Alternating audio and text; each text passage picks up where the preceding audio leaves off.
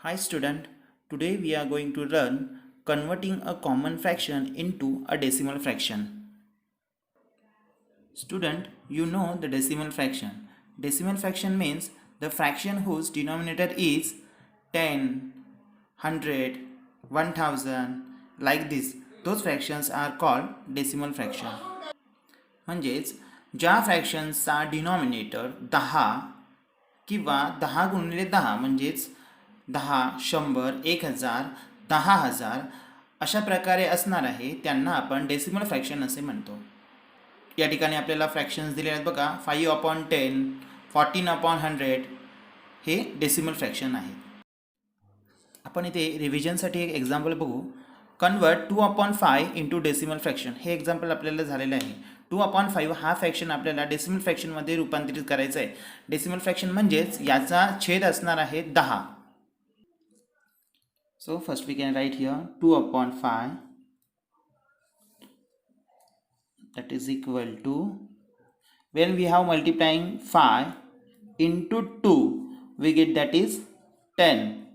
Now if there is denominator is 10, then that time that is the decimal fraction. So also 2 into 2, we have multiplied here numerator and denominator as the same number, that is 2, that is 2 2s are 4. Now 4/10, this is our decimal fraction. Now this 4/10, this fraction we can write by using the decimal point. Now look at this fraction. Here the denominator is 10. या फ्रॅक्शनचा आपण जर बघितला तर छेद 10 आहे, म्हणजेच एकावरती एक शून्य दिलेला आहे.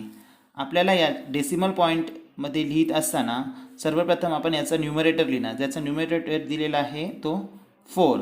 त्यानंतर आपण एकावरती किती शून्य असतील ते काउंट करायची. तर एकावरती एकच शून्य आहे, म्हणजेच आपण एकच डेसिमल प्लेस काउंट करणार. सो 1 आणि त्याच्यानंतर आपण डेसिमल पॉईंट देणार आहोत आणि त्याच्या पुढे आपण एक 0 देऊया. म्हणजे हा फ्रॅक्शन आपण लिहित असताना 0.4 असा लिहिणार. Now we can see the next example. If the denominator of a common fraction is 10, 100 and 1000, then म्हणजे ज्यावेळी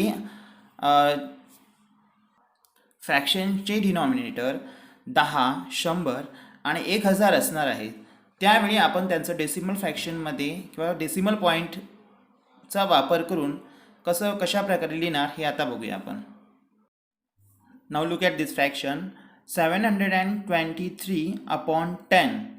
Now here the numerator is 723 and the denominator is 10. So first we can write the numerator, that is 723. Then we can put the decimal place, but where?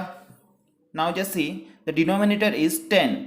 That means here is only 1 0. So we can count only one place, 1, then put their decimal place. So our fraction is 72.3. आपला या ठिकाणी fraction दिलेला आहे 723/10. तर याचा आपण decimal place वापरून कसं रूपांतर करणार ते बघूया. तर पहिल्यांदा जो न्यूमरेटर आहे तो आपण लिहिणार आहोत. तो लिहिला किती? 723. त्यानंतर एकावरती एकच शून्य आहे म्हणून आपण एकच प्लेस काउंट करणार आहोत 1 आणि त्याच्यानंतर काय लिहिणार आहोत? डेसिमल पॉईंट लिहिणार आहोत. तर अशा प्रकारे आपला फ्रॅक्शन मिळणार आहे किती? 72.3. आता आपण नेक्स्ट एक्झाम्पल बघूया. 51,250/100. या एक्झाम्पलमध्ये आपण बघू द न्यूमरेटर आहे 51,250. सो पहिल्यांदा आपण 51,250 लिहूया. त्यानंतर आपल्याला बघायचंच डिनॉमिनेटरला 100 आहेत, म्हणजेच एकावरती 2 शून्य आहेत म्हणून आपण 2 प्लेस काउंट करायची न्यूमरेटरची. So 1 2, that is here 1 2. So आपला डेसिमल पॉईंट कुठे आला? 2 and 5च्या मध्ये, म्हणजेच आपला फ्रॅक्शन काय मिळणार? 512.50. आपण अजून एक एक्झाम्पल बघूया. 5,138/1000. So first we can write the numerator, that is 5138, 5138. Now see, the denominator is 1000. So how many zeros are here? 3 zeros. 1 2 3. So we can put the decimal place after 3. 1 2 3. So between the 5 and 1. So our fraction is 5.138. आता जे आपण fraction बघितलेत म्हणजे 723/10, 51,250/100, 5,138/1000. या फ्रॅक्शनमध्ये जर आपण बघितलं तर त्यांचा न्यूमरेटर हा डिनॉमिनेटरपेक्षा मोठा आहे. म्हणजे जर आपण बघितलं तर बघा, या ठिकाणी न्यूमरेटरचे प्लेस 1 2 3 आहेत, डिनॉमिनेटर किती आहे? 2 डिजिट आहेत, म्हणजेच 10. म्हणजे ज्यांचा न्यूमरेटर कसा आहे? मोठा आहे, आणि डिनॉमिनेटर कसा आहे? त्यांचा लहान आहे. आता याच्या पुढील आपण जी गणितं बघणार आहोत, जे फ्रॅक्शन बघणार आहोत की ज्यांचा डिनॉमिनेटर न्यूमरेटरपेक्षा मोठा असणार आहे. फॉर एक्झाम्पल आपण बघूया या ठिकाणी पहिलं 7/10. Now in this fraction 7/10, the numerator is 7 and the denominator is 10. So we can write this fraction by using decimal place. So first we can write the numerator, that is 7. Same पहिल्या गणितामध्ये जशी आपण सोडवली तशीच या ठिकाणी सोडवायची आहे. जर न्यूमरेटर असेल तो आपण सगळ्यात आधी लिहून घ्यायचा. याचा न्यूमरेटर आहे 7 म्हणजे 7 लिहिला. त्यानंतर आपण काउंट करायची, एकावरती किती शून्य आहेत? तर एकच शून्य आहे, म्हणजे एकच डिजिट आपल्याला, एकच प्लेस आपल्याला काउंट करायचं आहे. म्हणजे आपण काय लिहिणार तर 7 1, it means here 1, then after decimal place, आणि त्यानंतर आपण काय करणार आहोत? 0 लिहिणार. सो जो फ्रॅक्शन आपला कसं आलं, त्याचं उत्तर आलं 0.7. दुसरं एक्झाम्पल आपण बघू. 54/100. Now so first we can write the numerator, that is 54. Now we can count the zeros here, 1 2. So 1 2 decimal point 0. So the answer is 0.54. तिसरं एक्झाम्पल आपण बघूया. 725/1000. सोपं आहे. सगळ्यात आधी आपण न्यूमरेटर लिहिणार आहात त्याचा 725, 725. आता काउंट करायचे आपल्याला, डिनॉमिनेटरवर असणार, डिनॉमिनेटर आहे 1000, त्यावर 0, 1 2 3. So 1 2 3 after decimal point 0. So the answer is 0.725. अजून आपण काही एक्झाम्पल्स बघूया. 8/100. Now we have to write first the numerator, that is 8. Then count their zeros on the denominator, that is 1 2. So 2 decimal place we can here count 1 2. आता या ठिकाणी second decimal place count करण्यासाठी कोणताच number नाही आहे, म्हणून आपण इथे पहिल्यांदा 0 देऊया. आता आपली 2 डेसिमल प्लेस काउंट झाली, 1 2, म्हणजेच 1 2. त्यानंतर आपण लिहिणार आहोत डेसिमल पॉईंट आणि 0. So the answer is 0.08. अजून एक एक्झाम्पल आपण बघूया. आता सेम तसंच बघूया. 8/1000. सेम फर्स्ट न्यूमरेटर लिहिला आपण.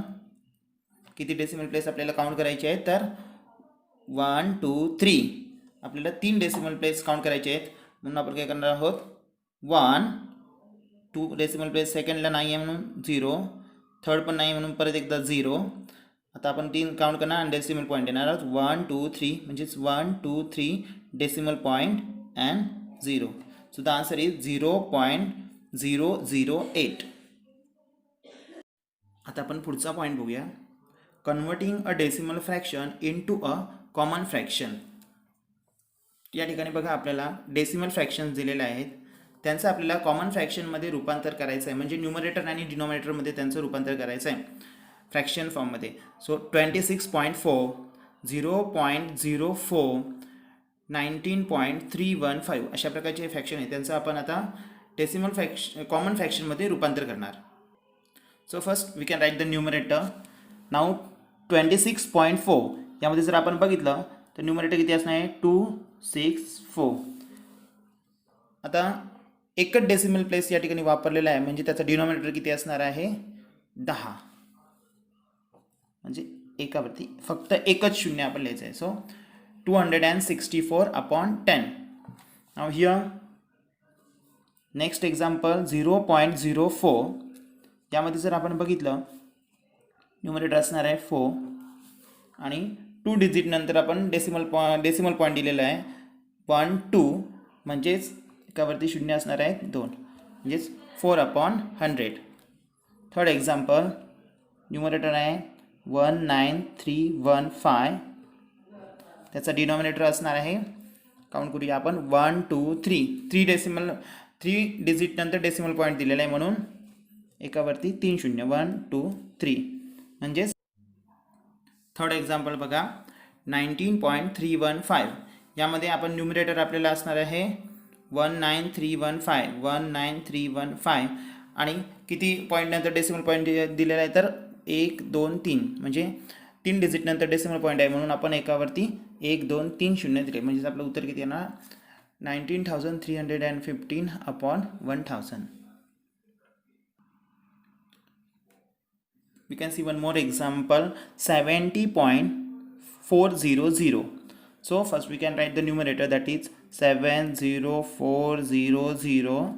Now see here 1 2 3, after 3 digit there put the decimal point, so 1 and 1 2 3 3 zeros, म्हणजेच त्याचं उत्तर येणार आहे 70,400/1000.